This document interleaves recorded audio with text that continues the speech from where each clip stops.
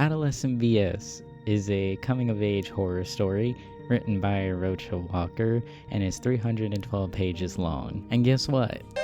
I actually have a physical copy of a book. Believe it or not, this book was actually sent to me by the writer himself. So I do want to say a quick thank you for sending this book to me and for giving me this opportunity for reading something new. So I can't wait to talk about this book. Now, just because this book was sent to me doesn't mean like I have just positive things to say or like, it's gonna overshadow everything else that I thought about this book. So I'm still gonna be completely honest. I'm gonna say how it is. But I will say that this book gave me an aneurysm. There were just so many times when I had to do a double take on what I was reading because it was just so bizarre. This book is about a teenager named William Barnes. He's got an attitude, he's got a foul mouth, he's sarcastic, and he has no problem being brutally honest with you. He's got no friends, his mom isn't really around, and it's a coming of age story where, we follow along with him and we learn about his thoughts, how school is treating him, and a bunch of other things that take place. So without further ado, let's get right into the story. So our story starts off with William in school. He's in math class and he's learning about math, I would hope. And like any teenager who's in math class, they're not really listening. We're looking at Judy, who has booty shorts on, and we're imagining her naked. His math teacher notices that he's not really paying attention, and so he tells him to step outside. William says he's a fat white old guy who has a beer gut and he always has armpit stains. Fuck that guy. But of course, after his teacher tells him to step outside, he doesn't listen to him. Instead, he goes to a fast food place. As he's standing there waiting for his food, he starts touching himself. Like, when I say that this book is weird, this is what I mean, okay? And like I said, there are so many times when I had to do a double take because I just could not believe what I just read with my own eyes. Like, it gets worse from here. When he leaves the fast food joint, he goes out and he sees a group of other teenagers and they're all vaping and laughing together. He walks up to them, they stop laughing. They're like, "What are you looking at?" And so William walks up to the biggest one and he's like, "What kind of vape you got there?" And right as the guy is saying none of your business, William punches him in the face. He takes the vape out of his hands. He sees it's bananas. He's disgusted. I too do not like artificial bananas, so I relate. The other two dudes who were there vaping get scared of the fact that William just punched their friend down to the ground, and they tell him, "I have cinnamon, I have blueberries, like vape." Between blueberries and cinnamon, I don't know why for the life of me, William decided to go with cinnamon. So PE is starting, they're getting ready to exercise. I'm gonna read this one line for you because you'll see. As I stared at Judy from afar, the PE teacher comes in. If you could put the image of a sex offender in your head, that's exactly what he looks like. It's just so crazy to me. And of course, the PE teacher makes them run, but Williams isn't like that, okay? William doesn't run. He doesn't go and do what everyone else is doing, so he walked. That's right. William is just different like that. PE class is over, and William's like, "Screw the bus. I'm not taking the bus. I'm gonna walk again. I'm gonna walk the 5 miles. So William comes home, and his mom calls after him. He walks in and sees that his mom is right next to her boyfriend, and her boyfriend is kind of just patting her head like a cat, and she tells William, "I'm gonna need you to go to the store and get me some cigarettes." And William tries to tell her like, "Well, I'm underage. Remember the last time you sent me?" And the boyfriend is just like, "Listen to your goddamn mother." So William gets the cigarettes quick and easy. He just grabbed it when the clerk wasn't looking. He gives it to his mom. No thank you, no nothing. And he just decides to go out and about. He doesn't want to stay home. So it's the next day and William is at his woodshop class. And William is taking in for the fact that not a lot of females are in that class. But he's looking around at the girls that are. And he's just rating them. And he's like, yeah, like she's not really that good looking. He sees this other girl who he thinks looks like a homeless cat. So he decides on this day forward, he's going to try to pursue one of the ugliest girls in that class and decides to go with the girl that looks like a homeless cat. Now, I will say that this book does have a huge tendency of jumping from one thing to another, so every time you think that the story is going in one direction, it goes somewhere else completely different. So I'm going to read this part because this is actually pretty important. He says, "On my left, I have a $5 bill I stole from my mom's boyfriend and my phone. In my right, I have a dull knife I found at the dump, which I need to sharpen, a pencil, and my cinnamon vape pen." When he takes out his vape pen for like a quick hit, there's a cop, and the cop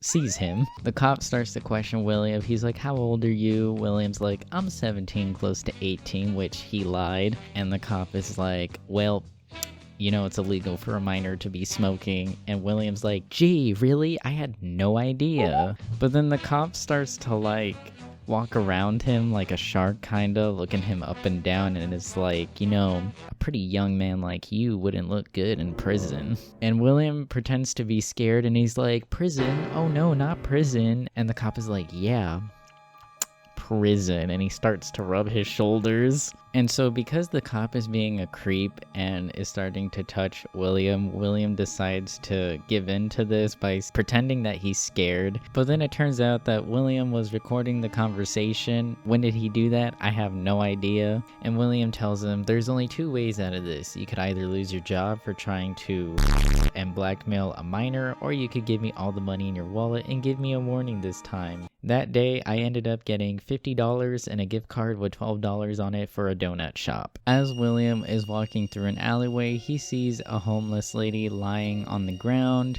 William sees her and asks her how old she is, in which she says that she's 26. And then William asks her, "How would you like to make some money?" So of course the homeless lady is very happy to hear that, and she was like, "Yes, I'd love to make some money." And William's like, "Well, that's just great. That is just grand." The homeless lady's like, "What do I gotta do?" And William's like, "Why don't you follow me in this dark alleyway? And I'll tell you what to do." Bro, sir, I'm gonna need to put you down. She then does various things for Williams that I cannot go into too much detail about, but he pretty much tells her to strip down. He makes her perform certain acts on him. He takes out the dull knife and he cuts off her pinky finger. He sliced up her legs. Let's play a game real quick. I want you to guess how much money he gave her. Did he give her A, $2, B, the gift card, C, $5, or D, nothing at all? Take your time. If you said D, what kind of person are you? William is not like that at all. He gave her $5. Of course, she's not happy about that, but what's done is done because she can't really do anything about it. And then he just walks off. So William goes home like if nothing just happened, and he's trying to take a shower, but when he turns the knob, nothing comes out, and he addresses his mom about it, and it's because she forgot to pay for the water bill. And so William is like, "Well, what am I supposed to do?" In which she tells him like, "Oh, just go to the public swimming pool and just take a shower there." And so that's what William does. So as he's walking outside, there's like these group of turkeys, and this part of the book is really insane. I'm just gonna read out to you what happens. "One thing you should know about me is I know my place in the world. If I don't have control, I most likely won't fight unless there's a possibility. Some animals are overconfident in themselves, like chihuahuas, geese, and turkeys. They think they're in control, and I like to remind them who their superior is." This dude literally picks a fight with the turkeys. In fact, he goes up to one of the turkeys and he punches it square in the face. So once the turkey is done flailing around, he takes out his knife and he cuts off the leg, in which he puts in his pocket, and he walks away and goes to the pool. William gets to the showers at the pool, and the lady tells him that he needs to sign in, but William doesn't care. He doesn't listen. So he goes into the shower room, he undresses, but while he's in there, he does see that this one kid is staring at him, and it starts to make William uncomfortable after a while because this kid is just staring straight at him, no shame, doesn't look away. He sees that they're alone in the room together, so he asks the kid, "Well, why are you staring at me?" The kid says nothing, so he just punches him square in the face and he knocks the kid down. He takes his shower and he walks out. On the way home, he's thinking about the girl in his class who looks like a homeless cat, and he's thinking about how he can't wait to like take her out, make her feel special, make her feel loved, and then just completely break her heart when it's all over. William's mom calls after him and he goes in, and he can tell that she's intoxicated. She's wearing like a black dress and she says that she's about to go out, but William is very concerned for her and doesn't think that she should. And so his mom questions like, well, what's he gonna do about it if she doesn't listen to him? She tells William how she knows that he's been thinking about hitting her or killing her too. William tells her, of course I've thought about it. Not one day goes by that I don't think about beating you until you die of blunt force trauma. Nothing would make me happier than hitting you with a baseball bat and watching the blood leave the back of your skull. You have no idea how much I fathom the thought of your death. And so the conversation's getting pretty heated between them. They're arguing, they're yelling at each other. The mom tries to defend herself by saying that she was still here in his life and she's still continuing to raise him, which William thinks is laughable. So this part is like kind of interesting because William says about how much he wants to kill her, but he knows that he can't because, like, you know, that's his guardian, and even she's aware of that because she's like, you wouldn't kill me, like I'm your mother. But then like William's mom begins to tell him how she always wanted an abortion, that she never wanted him to begin with, and this is enough to make William change his mind because then he grabs the pillow and he begins to suffocate her. The pillow now has an imprint of mascara and lipstick on one side.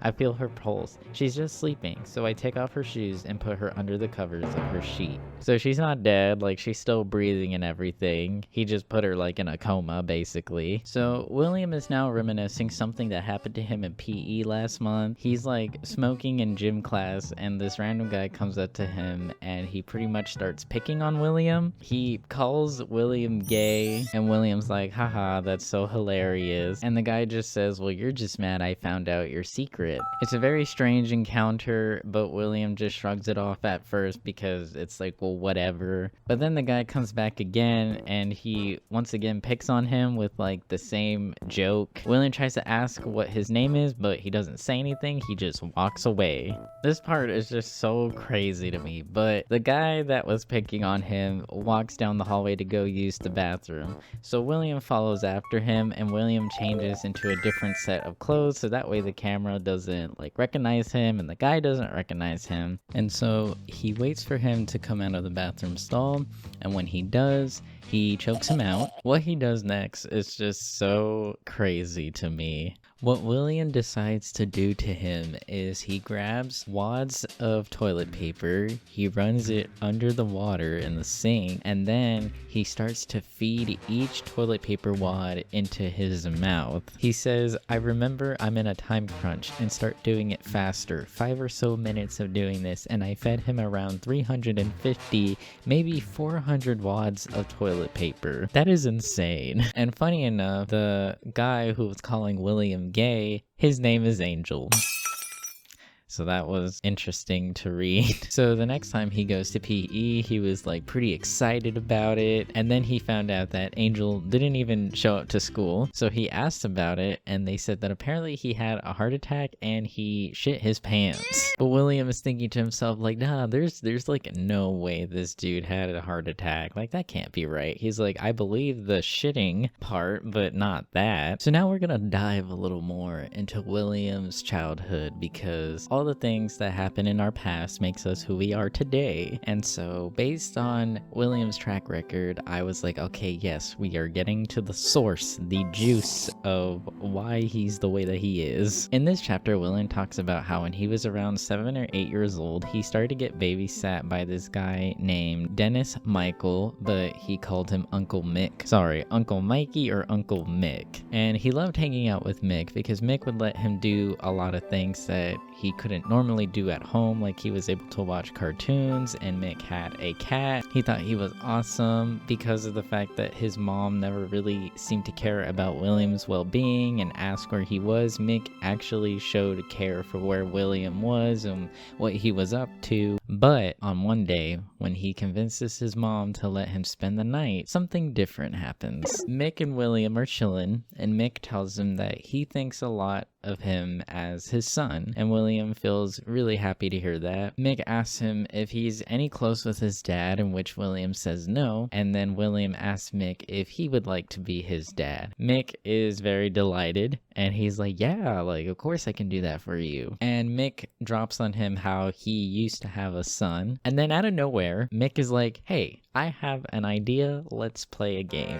And Mick explains to William that he used to play this game with his son, which now has me concerned, where one person would be blindfolded and the other person would feed the blindfolded person with different types of food, and they would taste it and they would try to guess what it is. So Mick puts the blindfold on William and he tells him, okay, like, stay right here, I'm gonna go grab a bunch of different food. But as you can probably guess, one of the items was in fact not food.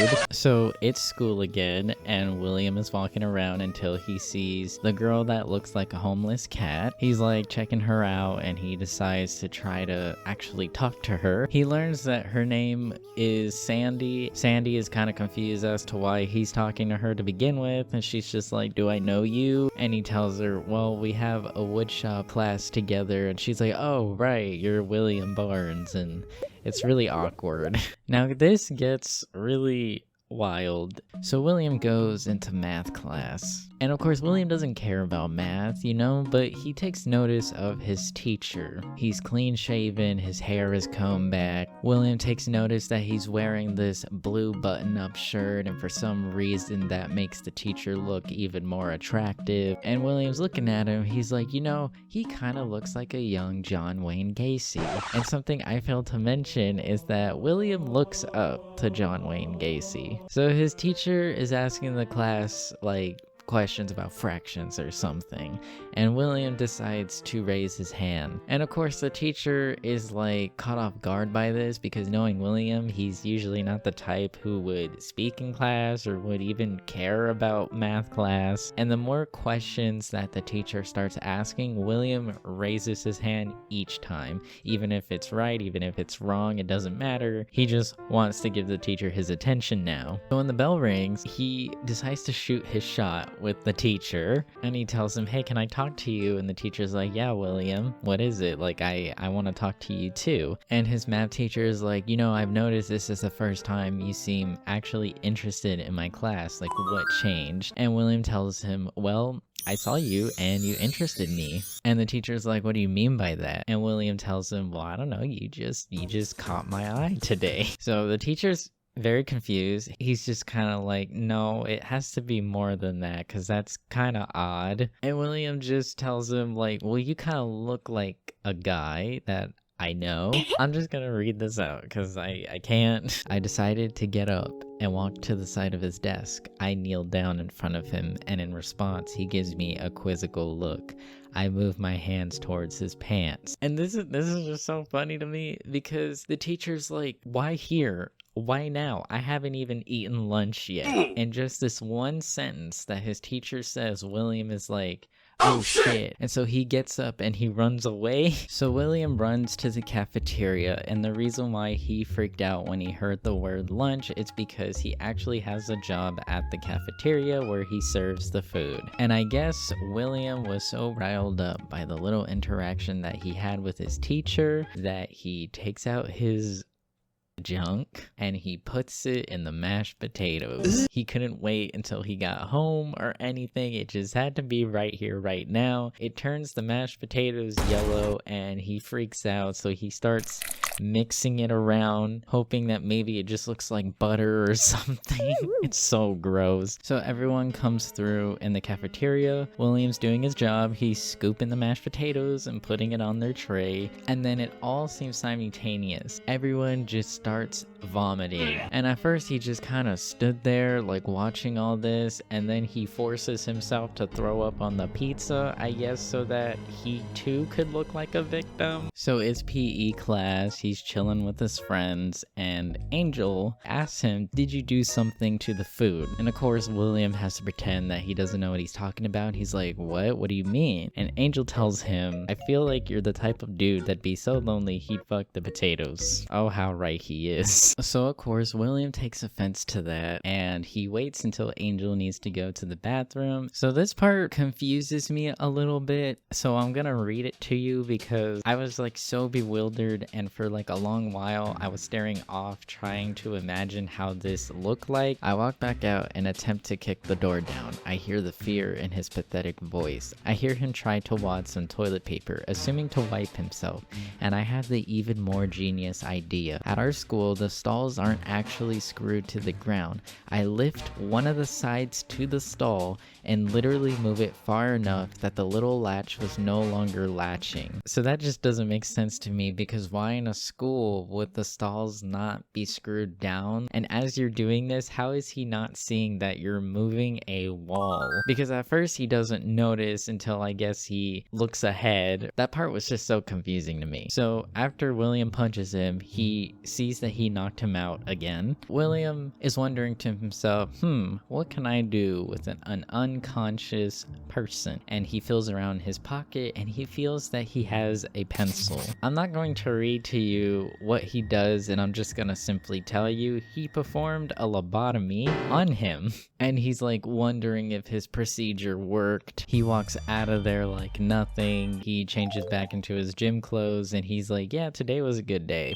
So William returns home after a long day at school, and he sees that there's cop cars surrounding his house. He learns from one of the cops that his mother is dead. So William tries to play the part and he's like, well, how did she die? But at the same time, he's really confused because when he lifted up the pillow, she was still breathing. She had a pulse. But the cop tells him that she had overdosed on heroin. And so the police tell William that he needs to go in there and he needs to pack his stuff because they're gonna take him down to the station to question him. But not only that, he needs to find some other place to live. So you know the turkey leg that he cut off from earlier? Well, that's still in his room, and he tosses it out the window. And so he goes down to the police station. They question him. They ask him what he did all day and where he was. And afterwards, they tell him that he's going to be staying with his aunt April, which he had no idea who that was. So they greet each other for the first time, and Aunt April introduces herself to him, and she just tells him like, yeah, you're gonna be staying with me for a while. On the drive to April's apartment, she's asking him questions to catch up, and she explains to William that her and his other relatives had tried so hard to reach out and to be part of their lives, but it was always William's mom that would like push them away. And so they arrive at the apartment, and April's boyfriend Nick comes in, and Nick introduces himself to William, and they meet. I'm gonna read this paragraph to you because this actually caused me to like giggle when I read it. This reminded me of the gravity of the situation. I started to breathe hard, realizing that this is my new life. Say goodbye to late night walks, dumpster diving, and showing up late to school. Why the fuck does she have to die on me, that bitch? So Will returns back to school after like a day or two that he spent at April's apartment. So William's on the computer just chilling, doing his thing, and this loud announcement comes over on the intercom saying for all the students to gather to the gym because they have an assembly. So everyone is at the assembly, and William takes notice that there's a few cops, and this one guy steps up to the mic and he says that a boy was assaulted at the school, and he explains to them that he got a lobotomy, and he said that there's police here because of how serious this attack was. So people are like talking amongst themselves, and they're just like, how is this possible? Like, who would do something like that? And so there's a moment of silence because the officer says that if anyone has something to say, if anyone wants to step up and admit that they did it, now is the time. But it's completely quiet. William doesn't say anything, of course, because why would he? So it's Saturday, and Will is going to be meeting his grandparents for the first time in forever. As they're driving to his grandparents' house, he takes notice of just how nice the neighborhood looks and how big the house is. Like they got the money. He meets his grandparents named Butch and Quinn, and they're very happy to see William. Like they've been wanting to see him for a very long time and actually get to know him. And Will is just taking in like the whole house. Like they've got master bedrooms, they have a freaking sauna, a jacuzzi, and Will makes it a goal to try that sauna out because honestly I'd be the same way. Like you don't see a sauna in a house, okay? Like that is insane. So William asks his grandparents like what they do, in which his grandpa Butch tells him that they buy houses and then they lease it to people. And then Butch explains to William too that at the time whenever they tried to make contact with William's mom, they told her that she could lease one of the homes there, one of their properties, and that the rent would be cheap and everything, but the deal was that she would have to see them monthly. But William's mom at the time made it clear that she didn't want them in her life, but it turns out that the last time they saw Will's mom was Tuesday, and Tuesday was the day that she was in a black dress, and Will assumed that she was going out to like a club or something. William had found out on this day that his grandparents had told his mom she could have any house that she wanted, but the deal was they would take William. At the same time, William is not too surprised about it because he does tell his grandparents bluntly like, well, she wanted an abortion, she told me she didn't even want me, so that makes a lot of sense why she would do something like that and be okay with it. And her grandparents were also mad at her too because they tried to give her advice, they tried to help her out of her situation, but she just refused any help at all and was very selfish. It isn't fair, William. I gave her so much. She took everything but my advice. That sounds like her, alright. If I asked for McDonald's, she'd get Burger King. And so William is kind of confused for his grandparents' part because he's like, well, why would you trade a house for me? Like, why me? You know, like, what's so special about me? And it's just because their grandparents wanted William to have support. They just wanted him to have someone to go to. So William's just thinking back on his life, like all the things he's experienced when he could have been here with his grandparents, going to a really nice school, getting a good education. He could have turned out a completely different person. So William questions them. He's like, what does this mean for me at this point on? And his grandpa tells him, well, you can live here with us, you can live with your aunt, or you can put yourself up for adoption. What? And his grandpa assures him that he doesn't have to answer right now, but to just think about it, about what William would like to do with his life. And so because William here is like, oh, okay, I don't have to make a choice right now, he's like, can I use your sauna? So in this sauna, he's thinking about everything. He's thinking about his 3 choices. And once again, like, he's blaming his mom. He's just like, we could have been living so lavishly if she just got her shit together. And then he's also thinking about the orphan thing, about putting himself up for adoption, because he thinks to himself like, well, this would give me a new start, a new me, a new life, which honestly, I don't think that's a great idea because you're kind of gambling with that. But he's also questioning that if he stayed there with his grandparents, like what would happen if they found out that he basically lobotomized a kid, that all the things he's done throughout this book, like what if it all comes clear? Like what will they do with him now? So Will comes out of the sauna, he returns back to his grandparents, they ask him how it was, that sort of thing, and then they spend the rest of the night playing video games in the game room. Yes, they have a game room. So after a long night at his grandparents, they go home, goes to sleep, and it's the next day. April takes William to his old home so that way he can pick up the rest of the stuff that he has in his bedroom and bring it to their apartment. He grabs his things, but when he walks out, there's like a few police officers. So April's confused and she's like, well, why are you here? And the officer tells her that they have a warranted arrest for William Barnes for the murder of Julie Barnes, which is his mom. So William is at the police station. He's in an interrogation room. This officer comes in. He tells him, hey, William, do you know why you're here? And the officer tells him that we think you're a suspect with your mom's murder. And the officer takes out a photo and shows him a picture of the pillow, which shows that her makeup is smudged all over it. They also tell William that they have his prints on the pillow, so like they put 2 and 2 together. Hi, it's a new day. I wasn't able to record this video like seamlessly and all together, but yeah, it's a new day, hence why the new shirt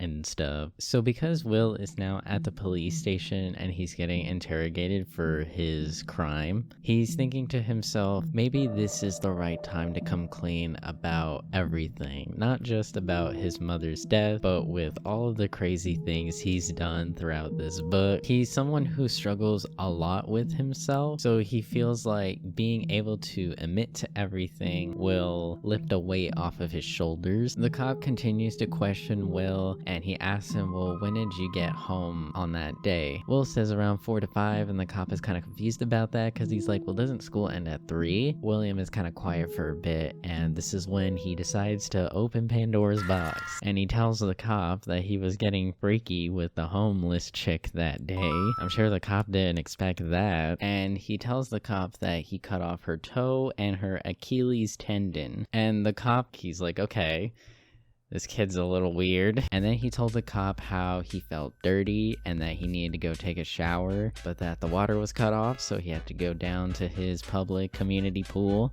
and how on the way there he saw a batch of turkeys and decided to assault one of them and cut off their legs. And the cop is like, well, why'd you do that? And Will's like, I don't really know. He tells the cop about the kid that was staring at him in the shower and how he knocked his ass down. Will then explains the situation that happened between him and his mother, how she was dressed up and how he thought she was gonna go out to like a club. And then he tells him that they started arguing, things got heated, and that's when Will grabbed the pillow and started smothering her. And after all this, the cop asks Will, well, why did you tell me all this? Like, you could have just told me that one thing about, you know, you killing your mom, but why tell me all of this other stuff? And Will tells him that he just wants to admit all the wrong he's done and just suffer for the consequences. And the cop is like, is there anything else? And Will is like, yes, hold my drink. And he tells him about how there was this guy bullying him at school and calling him gay, and that on the first day he fed him wads of toilet paper and then he performed the lobotomy on him. The cop is kind of like, wait, like a lobotomy? The cop is like, okay,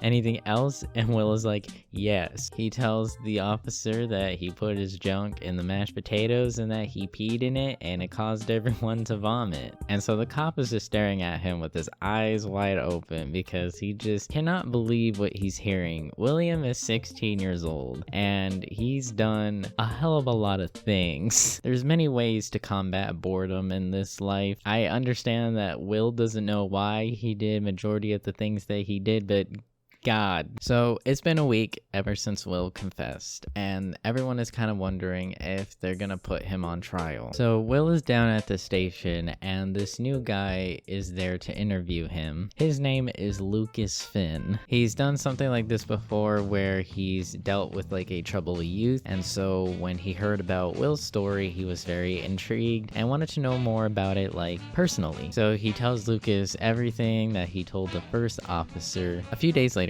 Lucas calls him in again, and at the table there is a letter waiting for him. Lucas questions Will, and he's like, do you know why I'm here and why your grandparents wanted me to interview you? And Will tells him, well, it's because apparently you can free me from all of the charges. And Lucas says yes, but there's also something else. We're now getting into the spoiler territory. If you've listened this far to the story, and this is something that you're thinking about wanting to read yourself, then I do recommend that you click off the video. But if not, and you're here to listen to a good story, then let's continue. So Lucas asks Will, but do you understand why your grandparents and your aunt are still keeping contact with you despite the fact that you admitted to like these new crimes? And Will's like, well, I'm not really sure. Is it because they love me? And he's like, it could be for that, but it could also be for a whole entire different reason, and I believe this is the reason. And he says, they believe that you're making it up. And I believe that you're making it up. He says, quote,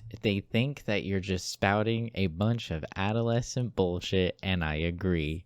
He did it. He said the thing. He said the name of the title. So when he said that, I think I audibly said out loud, what? Because I was like, there's no way, right? So Lucas came here to cook, and he's like, let me show you what I'm talking about. So he opens his folder, and he takes out a photo. He slides the photo over to to Will, and it's the homeless girl that Will claims did the nasty with him. Lucas is like, so according to your description of what you gave of the homeless woman, this is her, right? And Will confirms, yeah, like that's her. He then proceeds to take out another photo, and it's her feet, and it's a picture of all her toes, and all of her toes are still intact. And William is starting to sweat, and he's getting very confused, and Lucas confirms with Will, you said that you had her cut off her toe and that you cut her Achilles tendon, right? And Will's like, yes. And Lucas says, well, I interviewed her and she has all her toes, and in fact there's not a single scratch on her body, and there's like no bruises, no scarring, like nothing. And then he goes on to say how that day when Will went to the pool, Will claims that he passed by the front desk and that there was a lady there. The child that was staring at Will in the shower room was Asian, and so the woman sitting at the desk claimed that it was incredibly slow that day, and that there was no parents, no children of Asian descent that was there. And not only that, but there was a male staff member who said that around that time he usually goes in there to clean, and that there was no one in the shower room at all, like no one was knocked down or anything. And Will is like, no, that's crazy, like I saw him, like I know what I saw and I'm not making this up. And so Lucas is like, okay, like I'm not done yet, there's still more to get through. He says, okay, Will, now you claim that you fed wads of toilet paper to this guy named Angel. And he says, okay, well, I spoke to his teacher, I spoke to his parents, and it's always been a known fact that Angel has worn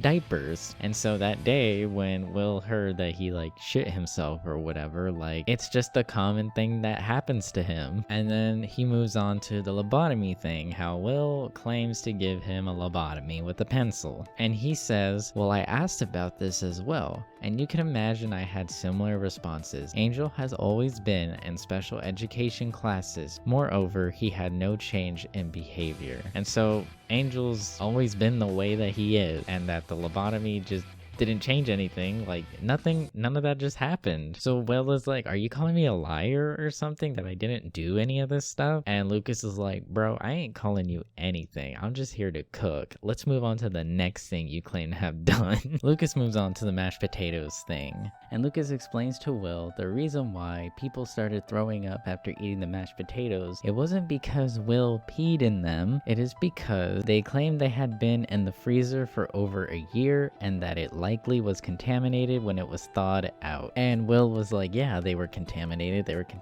with my piss. And he's like, well, no, because a test was done on the potatoes and there was no traces of urine. And then Lucas is like, I'm not done yet, let's take a look at this one. So he pulls out another folder, and Lucas says how the school had an assembly, and that the assembly was about Angel being lobotomized in the bathroom. And Will is like, yes, absolutely, like there's no way I could have lied about this one because there was 40 other people like in that assembly. And Lucas is like, because according to the school board and emails, that assembly was about food safety and cross-contamination. It was about the rotten potatoes, not a cop in sight. He also tells Will that he had stopped by his house because Will claimed that he threw the turkey leg out the window, which was in his yard, but when he went there, there was like not a turkey leg in sight, and if that was the case, it would have been decomposing and rotting. Will is cussing at him. He's like, no, F you. He's like, you're making me seem like a liar. And Lucas is like, okay, but do you understand what I've done for you? With all the things that you claimed and how false they are, I can get you out of like your mother's death, no problem. And Will is just very stubborn about paying for his consequences. He's very stubborn about all the things he claimed because he really believes that it happened. I want to think about it. I cut him off once more. Think about what, he asks. If I want you to turn the papers in. You can think about it, William. Though you're also a minor, your grandparents are your guardians and they could veto your decision.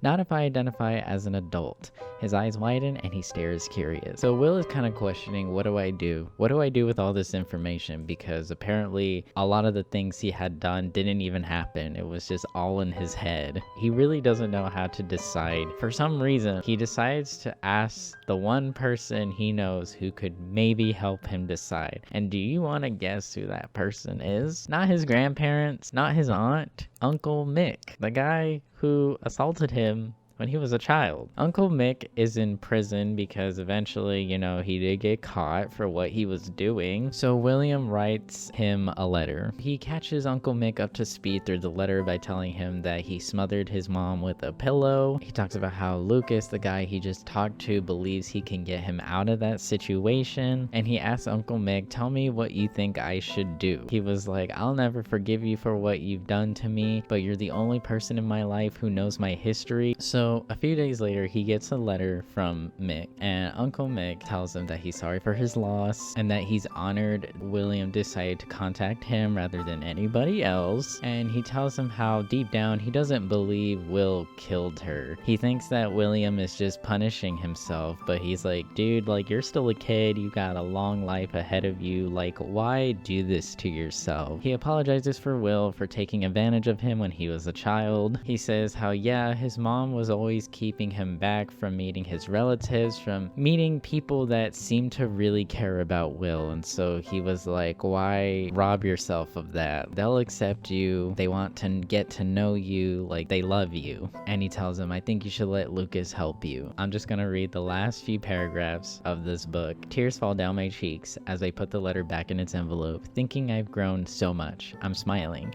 I grab my paper and scribble quickly as my world begins again. Dear Lucas, I know what I want. And that is the end of Adolescent B.S. Shocking, right? That it ends like that. You just never know. It's a freaking cliffhanger. Does Will decide to go with Lucas and take his offer? We don't know. But because of the fact that he's crying, I would think that he went with Lucas and takes his offer. So let's get into the review of this book. So overall, I really don't know how I feel about this book. There's many times when I question to myself, what am I reading? But that's just the way it is, Weird books where weird things happen tend to be like in the back of your head, When I finished this book, it was still in my mind for like the next few days, and that's just because of how wacky it is. And that's just why I really don't know how I feel about this. So something that I want to bring up about this story as well, which is that if you are interested in reading this book, I kind of need to give you a little bit of like a warning, or not like a warning. So when the author was first writing for this story, it was just a story that they just decided to start. And over time, this story that he was working on was beginning to like collect dust, and it wasn't something he was working on as frequently until he was thinking about it again. He's aware of like how unrealistic it can be at some times, but he knew, the story was entertaining, and and so after a while, he just continued to write for this story, but his writing style had changed throughout the years, and you can tell. The first half of this book, I will admit, was a little difficult for me to get through, and that is just because there's a lot of grammar mistakes, so it was kind of hard for me to get into the story because of that. It was like kind of distracting because something was spelled weird. Just the way it was written wasn't really enjoyable for me at first, but as he's mentioned, like, his writing style has changed, and I'm all about improvement, and it was really nice to get to the halfway point where I was actually able to just read continuously without like a problem, and I could definitely tell that like the writer did improve a lot. Another thing about this story is that it is written in Will's perspective the entire time, because he says, I go to my room, or I pull out my phone, I take out my vape, it's all within his perspective. In some way, as I was reading this, I was like, this is kind of like a diary. Like, this is kind of like if Will was writing in a journal and this was his diary about his life and about everything that went on, because there's a lot of details and things in here that didn't need to be written down, or things that, I didn't really care all too much for, but in some way it works because like this is like Will's thought process. So for the misspellings to be there, like, it works, as I said, because it's kind of like a diary. It's kind of like a journal, like if this is what he wrote. A gripe, like a huge gripe I started to have over time with this book, is that every female Will came across in this book, he just had to mention their boobs. I get that he's 16, I get that, that's all dudes really think about within that stage of time, but it was like every girl he met, it was just like her boobs were this big, she was very pretty, and it's like, I don't care. But like I said, if this is like a diary, then I get it. I honestly believe if you enjoy American Psycho, then this is definitely something that you would enjoy too. Because when I read that ending, the first thing I thought was American Psycho. It's just so insane to me because in this book, there's not really too much detail about everything. It doesn't go crazy with details, you know? But at the same time, you know too much. Like when it's talking about what Will did to the homeless woman, it's not a lot. Like I said, it doesn't go into detail about all the things, but you know too much about what he did that it just kind of disturbs you in the end. I'd say that this book is not bad. It might not have been like my cup of tea personally, but I'm not gonna sit here and like bash on something because I know for sure there's a lot of people in this world who would be very into this book. If you really like gross, weird, and wacky stories, then this one is definitely for you. Like, I get to have this on my shelf and I get to say like, yep, I read that book. If you want something new, give it a try. Once again, thank you to the author Roacha Walker for sending me this book. I really do appreciate the opportunity to read something and to review it. Like, it really meant a lot to me, and I also apologize that this took forever to get out. Thank you for watching my video. Don't subscribe to my channel, and I'll see you later. Until next time, y'all.